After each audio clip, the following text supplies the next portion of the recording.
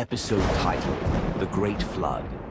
In a bygone era where darkness engulfed hearts and the worship of the one God was replaced by silent idols, God sent one man, a man who carried the light of truth amidst a sea of denial and misguidance. He is Noah, peace be upon him, a prophet of patience and perseverance, who spent nearly 1,000 years calling his people day and night without weariness or despair. But how did this noble prophet face mockery and scorn? How did he persist in his mission amidst waves of rejection? And what is the great story crafted by the hand of divine power when God commanded the earth to unleash its springs and the sky to open its gates?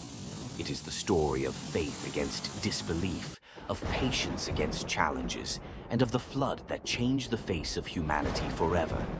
Prepare to embark with us on one of the greatest stories of the prophets, a tale that holds timeless lessons and morals that illuminate our path to this day. Stay with us as we discover together the story of Prophet Noah, peace be upon him, and the Great Flood, summarized in 20 events that encapsulate the journey of faith and patience. 1. The state of Noah's people before his mission. In a distant time, people lived in a fertile valley surrounded by mountains and rivers, but their hearts were desolate and dark. They replaced the worship of the one God with the worship of idols they made with their own hands. They prostrated themselves before stones, seeking sustenance and protection from them, and these practices blinded them from seeing the truth. 2. Noah's selection for prophethood. Amidst this misguidance, Noah, peace be upon him, was a wise man with a pure heart, living amongst his people but not following them in their error. In a blessed night, God sent revelation to him. "O Noah, you are my prophet to these people. Call them to worship me alone, and do not fear, for I am with you." Noah felt the weight of responsibility, but he responded to the call with a heart full of faith. 3. The first call.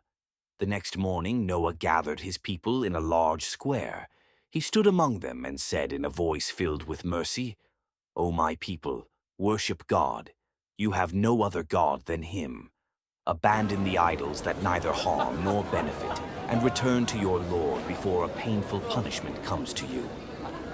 4. The people's scorn. But the people's response was not as expected.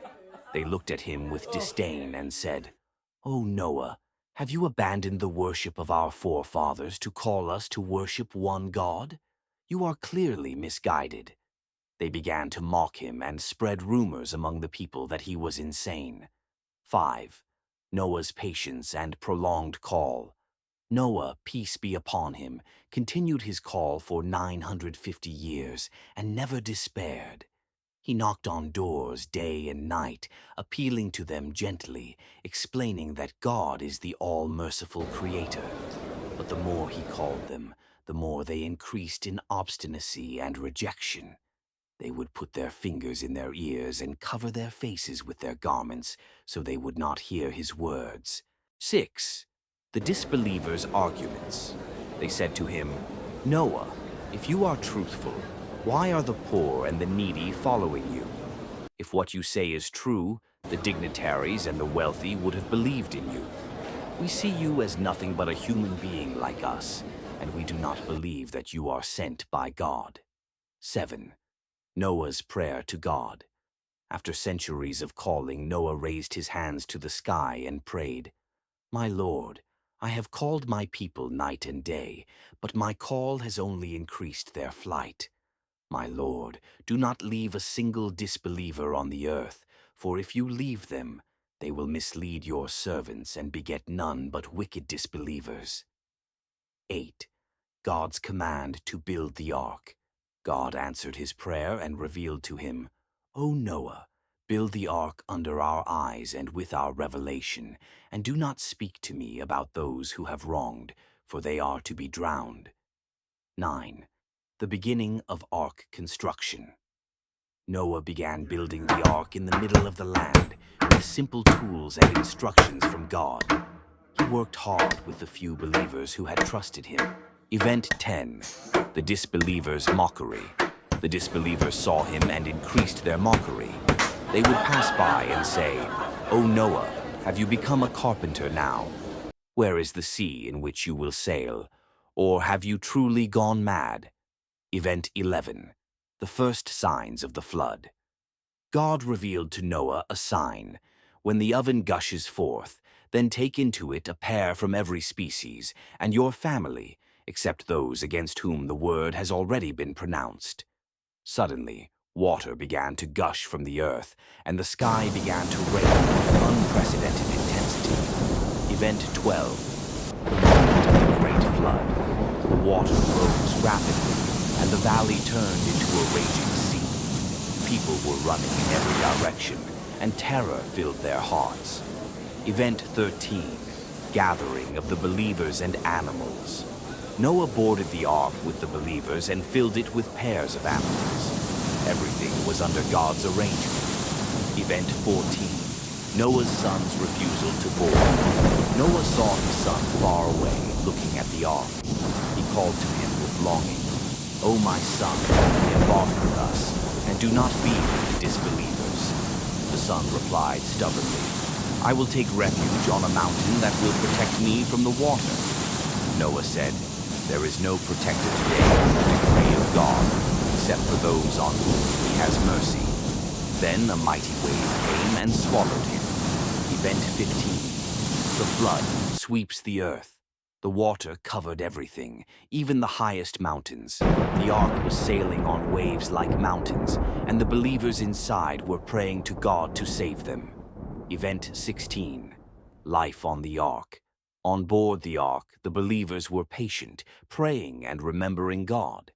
The animals were calm, as if they understood that they were safe in God's mercy. Event 17. The end of the flood. After many days, God commanded the earth to swallow the water and the sky to cease.